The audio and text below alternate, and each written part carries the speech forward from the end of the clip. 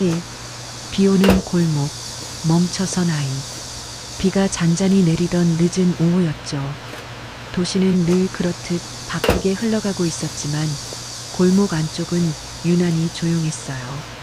우산을 쓴 사람들이 발걸음을 재촉하며 지나갔고 빗물은 보도블록 틈 사이로 천천히 스며들고 있었죠. 그 골목 끝에 작은 리어카 하나가 놓여 있었어요. 하얀 김이 모락모락 올라오는 찜통 위에는 손글씨로 쓴 종이 한 장이 붙어 있었죠. 가래떡 한 줄 2,000원. 글씨는 또박또박했지만 종이는 여러 번 접었다 편 흔적이 있었어요. 그 앞에 서 있는 여자는 20살을 조금 넘긴 여대생이었죠. 얇은 패딩은 군데군데 달아 있었고 머리카락은 빗물에 젖어볼에 달라붙어 있었어요. 그래도 여자는 계속해서 떡을 썰고 포장을 하고 고개를 숙여 인사를 했죠. 그때였어요. 검은 세단 한 대가 골목 입구에 멈춰 섰어요. 운전석에서 내린 사람은 수행원이었고 뒷좌석 문이 조심스럽게 열렸죠. 차 안에서 내린 아이는 초등학생쯤 되어 보였어요. 잘 다린 교복 같은 코트, 반짝이는 구두, 그리고 손목에는 값비싼 시계가 있었죠. 아이의 시선이 자연스럽게 떡 리어카로 향했어요. 정확히 말하면 떡이 아니라 여자의 얼굴이었죠. 아이는 몇 걸음 다가가더니 갑자기 멈춰 섰어요. 그리고 한참 동안 아무 말도 하지 않았죠. 왜 그러십니까? 수행원이 조심스럽게 물었어요. 하지만 아이는 대답하지 않았죠. 아이의 눈이 점점 흔들리고 있었어요. 비에 젖은 여자의 손, 떡을 써는 느린 동작, 그리고 고개를 숙일 때 드러나는 지친 눈매. 그 얼굴을 보는 순간 아이의 머릿속에 오래된 장면 하나가 겹쳐졌죠. 넓은 집, 비어있는 식탁, 그리고 늘 혼자였던 엄마. 비슷한 눈빛이었어요. 아무 말도 하지 않지만 이미 많이 견뎌낸 사람의 눈이었죠. 아이는 자신도 모르게 중얼거렸어요. 우리 엄마랑 똑같네. 여자는 그 말을 듣지 못했어요. 비 오는 골목에서는 작은 목소리가 금세 사라지니까요. 하지만 그 순간 아이의 마음은 이미 멈춰 서 있었어요. 이 골목에서, 이 떡 리어카 앞에서 아이의 하루는 전혀 다른 방향으로 흘러가기 시작했죠. 비는 여전히 내리고 있었고 떡에서 올라오는 김은 점점 더 짙어지고 있었어요. 그리고 아무도 몰랐죠. 이 우연한 시선 하나가 두 사람의 인생을 조금씩 바꾸게 될 거라는 사실을요. 아이가 기억하는 엄마의 손. 아이는 여전히 그 자리에 서 있었죠. 수행원이 몇 번이나 부르는데도 아이는 쉽게 발걸음을 떼지 못했어요. 눈앞의 여대생이 아니라 마음속 어딘가에 남아있던 얼굴을 보고 있었기 때문이었죠. 아이의 기억은 자연스럽게 집으로 향했어요. 사람들로 가득한 대저택이었지만 이상하게 늘 조용했던 집이었죠. 거실은 넓었고 바닥은 반짝였고 벽에는 값비싼 그림들이 걸려 있었어요. 하지만 그 안에는 웃음소리가 거의 없었죠. 엄마는 늘 바빴어요. 집에 있어도 늘 무언가를 하고 있었죠. 서류를 정리하거나 전화를 받거나 혼자서 부엌에 서 있었어요. 아이는 엄마의 뒷모습을 자주 봤어요. 앞모습보다 등을 돌린 모습이 더 익숙했죠. 어느 날 비슷한 비가 오던 날이었어요. 학교에서 돌아온 아이는 부엌에서 작은 소리를 들었죠. 가까이 가보니 엄마가 혼자서 떡을 썰고 있었어요. 누군가에게 줄 간식이라며 직접 만들었다고 했죠. 엄마, 이런 건 사람 시키면 되잖아요. 아이가 말했을 때 엄마는 잠깐 웃었어요. 아주 짧은 웃음이었죠. 그리고 이렇게 말했어요. 손으로 해야 마음이 덜 불안해져. 그 말의 뜻을 아이는 그때는 몰랐어요. 하지만 지금은 조금 알 것 같았죠. 눈앞에서 떡을 써는 여대생의 손이 그날의 엄마 손과 겹쳐 보였으니까요. 엄마의 손은 늘 거칠었어요. 보석을 끼고 있어도 손등에는 작은 상처들이 있었죠. 아이를 안아줄 때도 그 손은 따뜻했지만 어딘가 긴장돼 있었어요. 마치 언제든 다시 일을 해야 할 사람처럼요. 아이는 그 손을 잡고 싶었지만 괜히 어른스럽게 굴었죠. 괜찮다고, 혼자 잘한다고 말했어요. 그러다 보니 엄마와 손을 잡은 기억은 점점 줄어들었어요.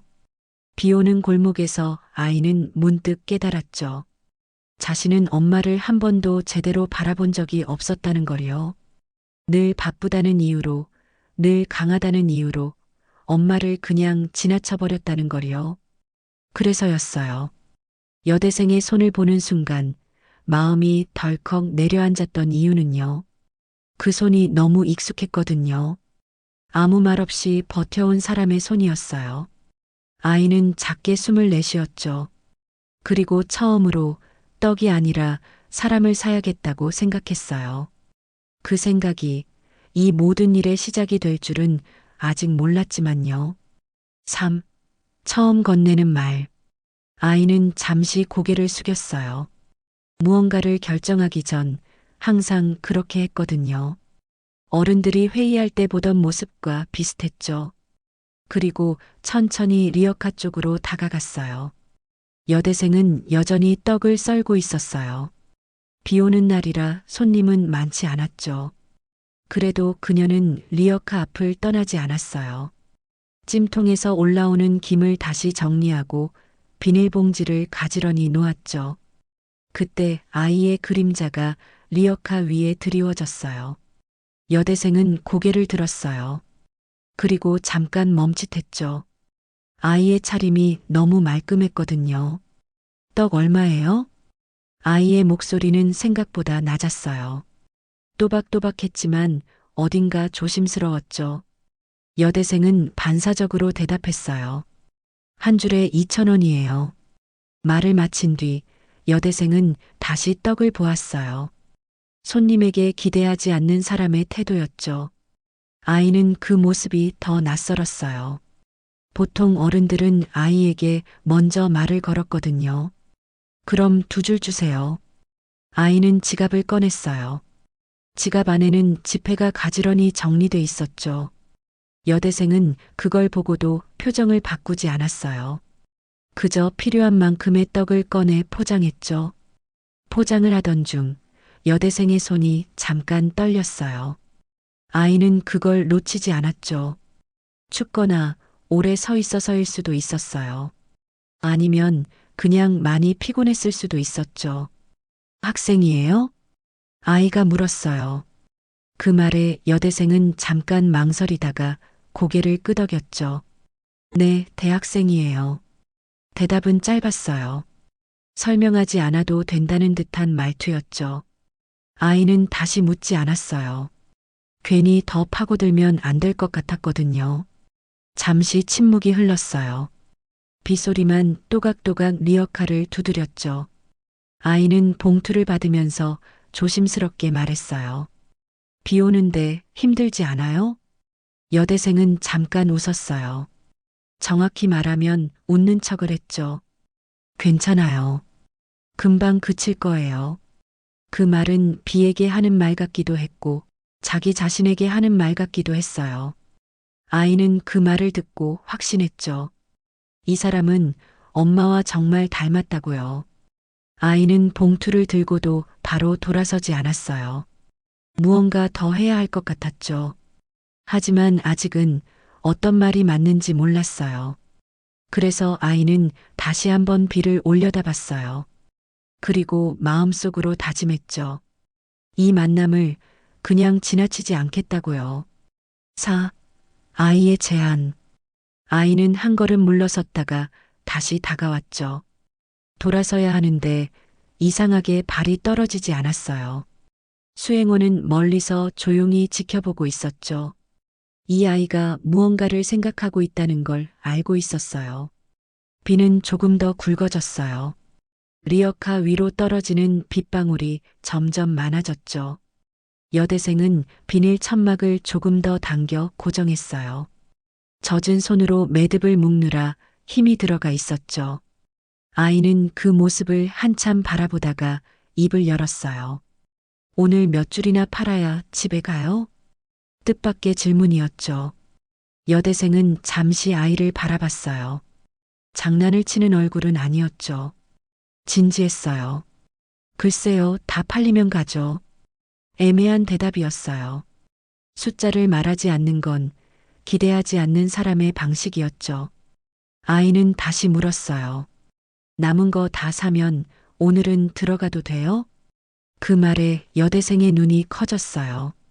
수행원도 순간 자세를 고쳐섰죠. 아이의 말은 가볍지 않았거든요. 그렇게 많이는 필요 없을 텐데요. 여대생은 조심스럽게 말했어요. 누군가의 동정으로 하루를 정리하고 싶지 않은 표정이었죠. 아이는 고개를 저었어요. 필요해요. 우리 집에 사람 많아요. 그 말은 사실이었어요. 집에는 직원도 많았고 경비도 있었죠. 하지만 아이가 말한 사람은 조금 다른 의미였어요. 함께 나눌 사람이 필요하다는 뜻이었죠. 여대생은 잠시 생각했어요. 거절해야 할지 받아들여야 할지 망설였죠. 비는 계속 내리고 있었어요. 찜통의 김은 점점 줄어들고 있었죠. 아이는 다시 말했어요. 오늘은 일찍 쉬어요. 그 말은 부탁이 아니라 다정한 명령처럼 들렸어요. 어린아이의 말인데도 이상하게 단단했죠. 여대생은 그 눈을 잠시 바라봤어요. 그 안에는 연민보다 더 깊은 무언가가 있었죠. 닮은 사람을 본 아이의 결심이었어요. 지나치지 않겠다는 마음이었죠. 잠시 후 여대생은 천천히 고개를 끄덕였어요. 그럼 남은 거 정리해 드릴게요. 그 순간 아이의 표정이 조금 풀렸어요. 마치 오래 미뤄둔 숙제를 끝낸 것처럼요. 비 오는 골목에서 작은 거래가 이루어졌죠. 돈으로는 설명할 수 없는 거래였어요. 그리고 그 선택이 두 사람의 관계를 예상 밖으로 이어지게 만들기 시작했죠. 그녀가 떡을 파는 이유. 리어카 위의 떡은 하나씩 봉투에 담겼죠. 아이는 수행원에게 카드를 건넸고 수행원은 말없이 계산을 마쳤어요. 여대생은 봉투를 정리하면서도 고개를 쉽게 들지 못했죠. 도움을 받은 사람이 아니라 거래를 마친 사람처럼 보이려고 애쓰고 있었어요. 비는 조금씩 잦아들고 있었죠. 골목에는 다시 사람들의 발소리가 들리기 시작했어요. 하지만 세 사람 사이에는 이상하게 조용한 공기가 흘렀어요. 아이가 먼저 말을 꺼냈죠. 매일 여기서 팔아요? 여대생은 잠시 망설이다가 대답했어요. 수업 없는 날에만 나와요. 아르바이트예요?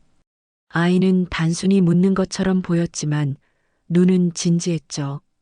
여대생은 짧게 숨을 들이켰어요. 등록금이랑 생활비요. 그 말은 담백했어요.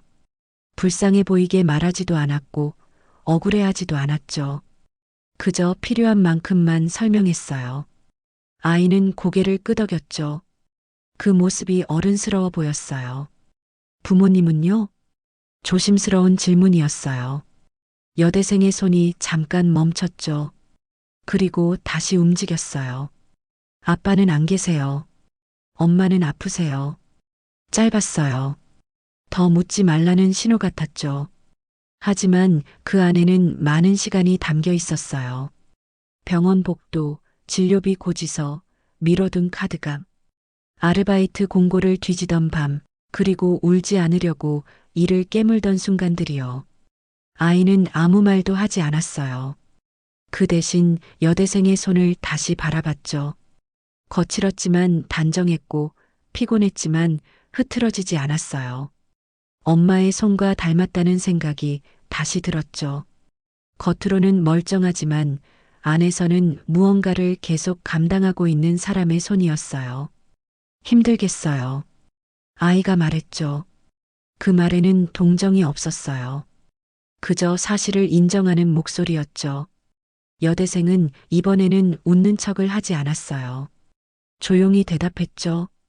그래도 해야죠. 해야 하니까 하는 사람의 말이었어요. 포기라는 선택지를 아예 꺼내보지 않는 사람의 태도였죠. 아이는 그 말을 들으며 이상하게 마음이 먹먹해졌어요.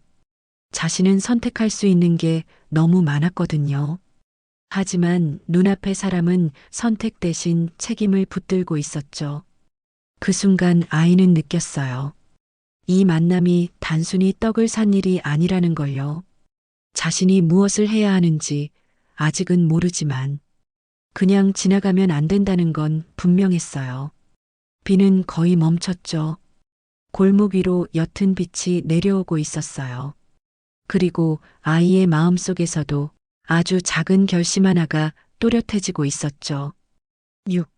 아이의 집, 그리고 엄마. 검은 세단은 골목을 빠져나와 조용한 길로 접어들었어요. 차 안은 생각보다 조용했죠. 아이는 봉투에 담긴 떡을 무릎 위에 올려두고 창밖만 바라보고 있었어요. 집에 가까워질수록 창밖의 풍경은 달라졌어요. 낮은 건물 대신 높은 담장이 보였고 사람 대신 나무와 조명이 늘어섰죠. 아이는 그 풍경이 늘 익숙했지만 오늘은 이상하게 낯설게 느껴졌어요. 집에 도착하자 문이 바로 열렸어요. 경비원과 직원들이 익숙한 얼굴로 인사했죠. 하지만 아이는 고개만 살짝 끄덕였어요. 마음은 아직 골목에 남아 있었거든요. 거실에 들어서자 불은 켜져 있었어요. 소파에 앉아있던 엄마가 고개를 들었죠. 정장 차림 그대로였어요. 아직 일에서 벗어나지 못한 모습이었죠. 비 맞지 않았니? 엄마의 첫마디였어요. 늘 그렇듯 짧고 실용적인 말이었죠. 아이는 고개를 저었어요. 아니요. 그리고 잠시 망설이다가 봉투를 내밀었죠. 이거 같이 먹어요. 엄마는 봉투를 바라보다가 아이를 봤어요. 떡이라는 걸 알아챘죠. 이런 건 왜 샀어? 아이의 손이 살짝 움찔했어요. 하지만 이번에는 피하지 않았죠. 비 오는 골목에서 어떤 누나가 팔고 있었어요. 엄마의 표정이 아주 잠깐 굳었어요. 아주 짧은 순간이었지만 아이는 놓치지 않았죠. 그래서 엄마는 다시 담담해졌어요. 그 누나가 엄마랑 닮았어요. 그 말에 거실 공기가 멈춘 것 같았죠.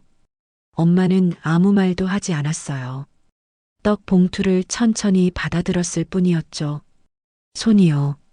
아이가 덧붙였어요. 손이 닮았어요. 엄마는 봉투를 열었어요. 떡을 하나 집어들었죠. 잠시 바라보다가 아주 작게 숨을 내쉬었어요. 그래서 다 샀니? 엄마의 목소리는 낮았어요. 아이를 나무라지도 칭찬하지도 않았죠. 네. 왜? 아이는 그 질문을 기다리고 있었어요. 그리고 이번에는 또박또박 말했죠. 그냥 지나가면 안 될 것 같았어요. 엄마는 떡을 천천히 씹었어요. 그리고 고개를 끄덕였죠. 그런 날이 있지. 그 말에는 많은 시간이 담겨 있었어요. 엄마도 한때는 누군가를 그냥 지나치지 못했던 사람이었으니까요. 아이는 그제야 조금 안심했어요. 이 선택이 틀리지 않았다는 느낌이 들었죠. 하지만 아이는 아직 몰랐어요. 이 떡 봉투 하나가 엄마의 오래된 기억까지 불러올 줄은요. 7. 엄마가 꺼내지 않았던 이야기.